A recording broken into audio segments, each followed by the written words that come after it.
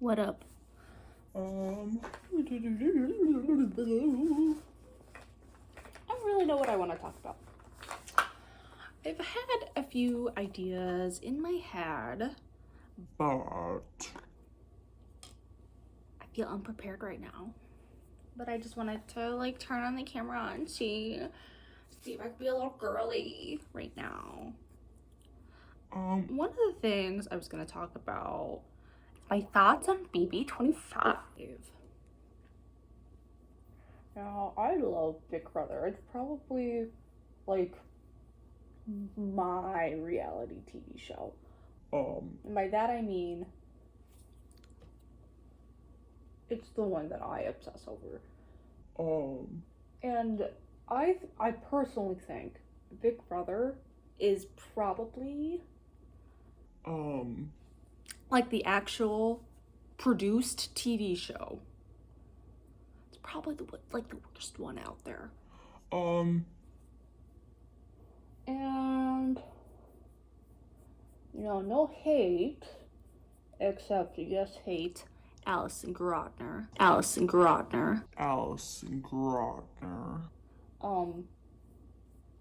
They self-sabotage themselves. But if you're a live feeds girly, it is a type of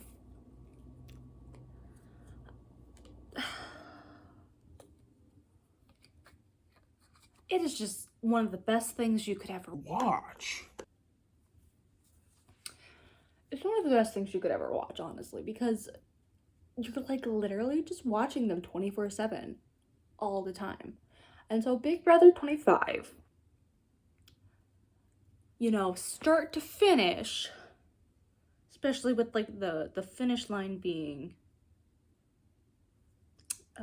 so clear in our mindsets. It wasn't that great.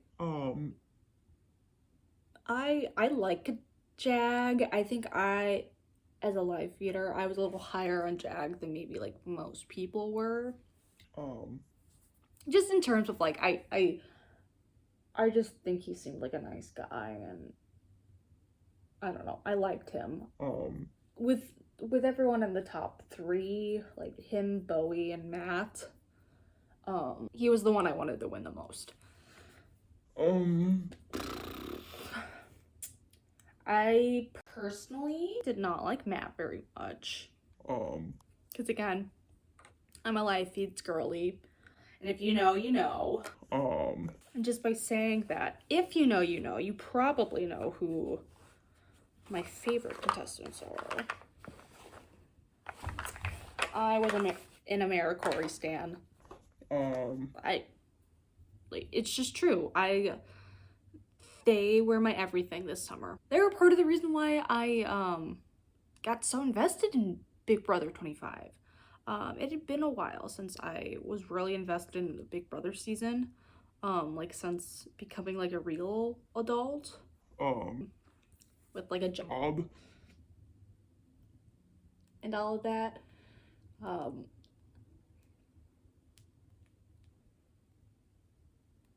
I would normally just like keep up with Big Brother through RHAP live feed updates until I ran out of time to like actually update myself on it. And then I would just stop the season. Like I think BB25, unfortunately, I didn't even like consume any content for. And that's probably like the first season where I hadn't watched anything.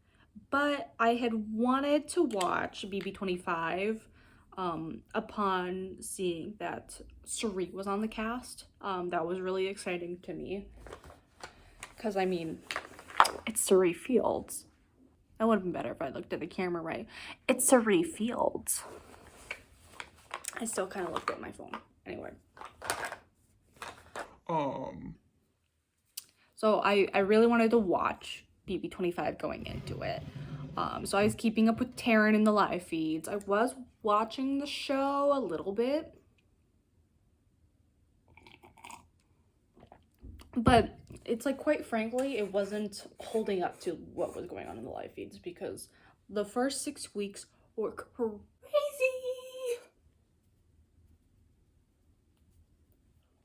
So anyway, that's why I originally was invested in BB25. But I'm gonna be honest. America and Cory ran my summer. And they're still living. They're still living. I would go to the ends of the earth for America Lopez.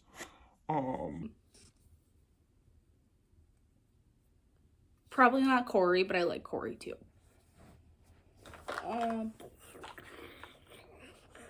So it's like the first couple weeks, America was very much giving Becky energy. And if you don't know who Becky is, she's the one that got hit by a train in BB17. I got hit by a train last year while I was walking. You got hit by a train? A train? Yes, so street like. But I don't understand. Explain to me, how did it hit you? It was 6 a.m., it was dark out, and I had my hood up, and right at that corner where I need to cross the street is a big van, and I had walked in front of it and put my head out. Oh my God.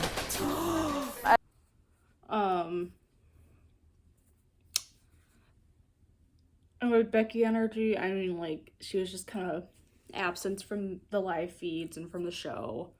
But then she was everything. Admittedly, it started when her and Cory started their flirtmance, but, you know, Cory is a main character girly, so that makes sense. Anyway. The America Cory showmance is quite literally better than most romance novels that I read. Like, I was watching a romantic comedy in real life. In real time. I, like, had been hearing Taryn talking about, like, them having, kind of starting, like, a flirtmance, early on, but kind of the impression that I got, at least from Taryn, was that, you know, he didn't think it was gonna go anywhere, and that America is just kind of flirty in general, which is true. And so I didn't think anything of it at first, even though, like, I was, after Suri, I would say, like, Cory was my favorite. But then I saw a clip on TikTok. I remember this exact moment because this is what, like, started my journey of being obsessed with. I saw this clip on TikTok, and I remember it was week 2, because it was when America was a have-not. And she turns to Cory. She's like, if I get the lowest score in... All right, it couldn't have been week 2. It had to have been week 3. This is when Felicia was HOH. Because they started, like, working together week 2. Anyway. This was week 3. She turns to Cory, and she's like, if I get the lowest score in tomorrow's competition and I'm a have-not again, I'll self-evict. And then Cory immediately goes, I'll volunteer for have-not if you're have-not again. She's like, you don't want it. You don't want it. See, I can quote this word for word because I've watched this clip so much. I said, if I get the lowest score in tomorrow's competition and I'm a have-not again, I'll self-evict. I'll do have-not with you if you get the lowest score. I'm so gallant. You don't want it. You don't want it. Trust me. No, I do. And she walks away. And then Cory, just, like, talking to the camera, immediately goes, Cory, you are pathetic. Are you the biggest pick-me? Why did I say that? That was crazy. That was not even something I planned to do. It was just instinctual. You are so pathetic. Why did I say that?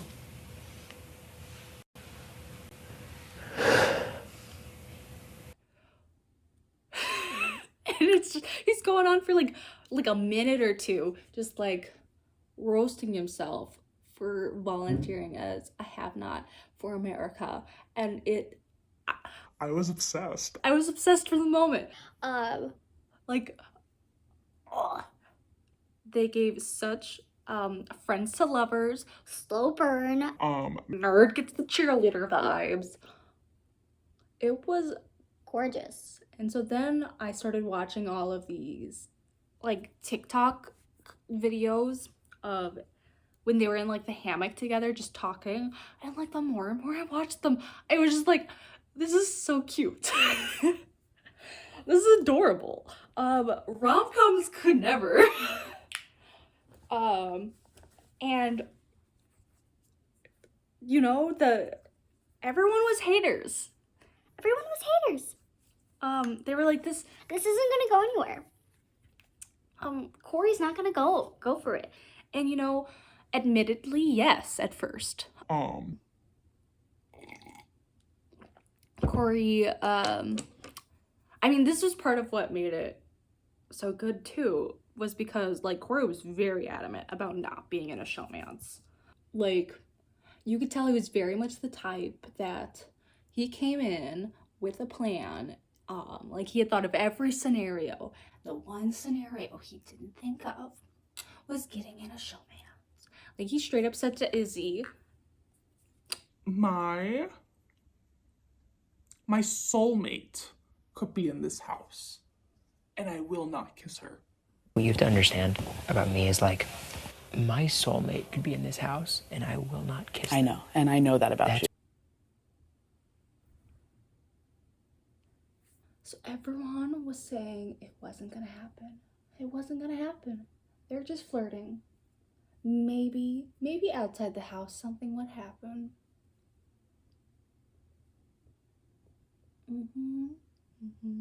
Cue Hamillaverse Cue Hamillaverse week. They kissed in the swing bed. It was shook. It was shookening. Shookening, I'm telling you. To all of the girlies. I remember that moment. It was so good. So that's when they became like an official showmance, even though they pretty much already were. And then from there, I mean, they were giving very Branchel to me. And again, I think people are still doubting them for whatever reason. But I think with like Big Brother, so first of all, Big Brother has a higher success rate for their relationships than The Bachelor does. And quite frankly, it's because you're actually like seeing the person in like a negative light. So, like you know them a lot better. Like you're literally living with them 24/7, and like you're seeing them in like their worst. You're seeing them at their worst. So you kind of like know the person a little bit better, right? And so I think like the people who go into the house and like they establish like, this is my person. Like I'm gonna date them outside of the show. We're gonna make it work. It's a done deal. I think those type of people tend to be the real thing. Because a lot of the showmances, they come in and they're like, oh, we'll see. I'm very close with them. They're my best friend, but we live far away, blah, blah, blah. Like, America was going out of that house saying, like, I'm gonna marry Cory. And what are your hopes for the relationship once Big Brother is over? Marriage? No, I'm kidding. What's the next step? Marriage. She'd also come into the house saying that she never wanted to get married. Anyway. Now, I mean, like, come on. Like, in the house, they established that they were boyfriend and girlfriend. They were like, we're not even just a showmance. Like, this is my full-on relationship now. This is my boyfriend. This is my girlfriend. And then they full-on said, I love you to each other before he got evicted. Come on! I will never forgive you, CBS, for cutting out America's good I love you and her goodbye message. I know they had already said it, so it was okay. But she said it in her goodbye message, and you cut it out for Cory to see. I will never forgive you.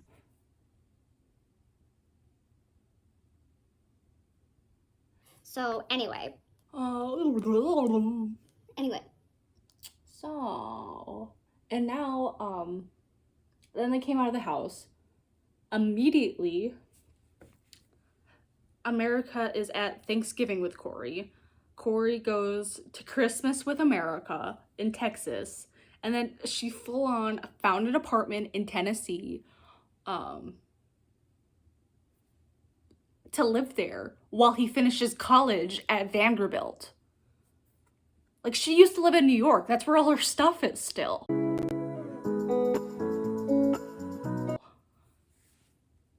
Come on. These people are like, they're not gonna last. It's just puppy love. Just admit that you're alone and no one loves you.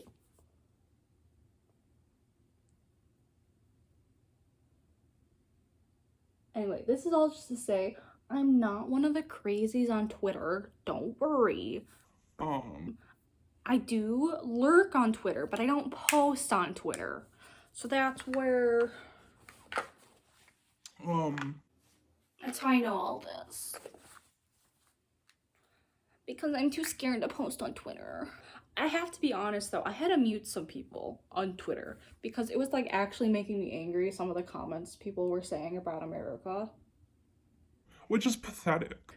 That I would be so like bothered by things that people were saying about another person, but that just shows how deep my parasocial relationship is. Like, I think even if they were saying the things about me, I don't think I'd care that much. Because it's like, at the end of the day, I know they don't know me. But it's the fact that, like, I didn't want America, like... I know America. I know her. We're like besties. I don't actually know her. I realized I had to say that because sometimes things don't come across the way that you mean them on the internet. But, I mean, she's a Twitter girly. I know she's reading these comments. And I don't want her to think that these things are true about herself. Because they're not. They're not, I tell you. Anyway. So this is basically just me saying...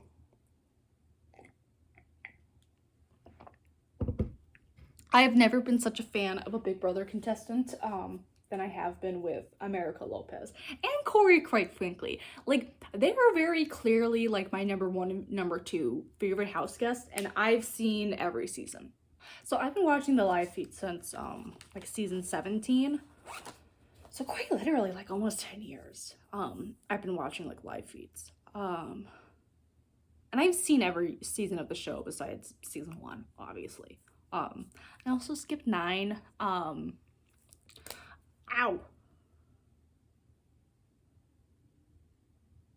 I also skipped 9 just because I heard from everyone that it's such a bad season. And I was really excited to watch season 10, so I just skipped it. I am planning on watching back Big Brother again. So I think in my rewatch, I might actually watch season 9. But anyway, I've seen every season. And I've never felt this connection with, like, a house guest before. They are my girlies. So anyway, I was still a big fan of Suri. You know, I think it was hard by the end of it because the end game was just so awful in BB25 that there really wasn't a path forward for her to get there unless Matt really, like, decided that that was the route he wanted to go, which clearly that wasn't the case. Just another reason to not like Matt, if I'm being honest. I loved Izzy. R.I.P. Izzy. Like the Izzy flip week. Oh, that was such a good week. The America Cory historians know. But that was probably, Izzy was probably like my fourth favorite after America, Cory, and Suri. Love Hisam. Alicia's hilarious. I love Mimi. I like Jag. People were mad at him on Twitter. And they're still not very happy with him. But the Unreliables, top tier alliance.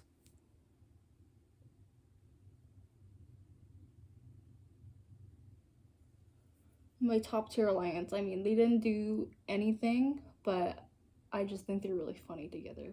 The Unreliables were, I realized that wasn't on the show. It was Jag, Cory, and America. They're really funny together. I just enjoyed watching them. Obviously, I hated Cameron. We don't need to get into that, but I hated Cameron. The fact that he won America's favorite player is an atrocity, and I do think it was rigged. I do think that the producers manipulated the votes. I do think that they threw out all the votes for America and Cory. I'm not usually a conspiracy theorist like that, but I think they knew that we had bots. And that we were voting multiple times under fake email.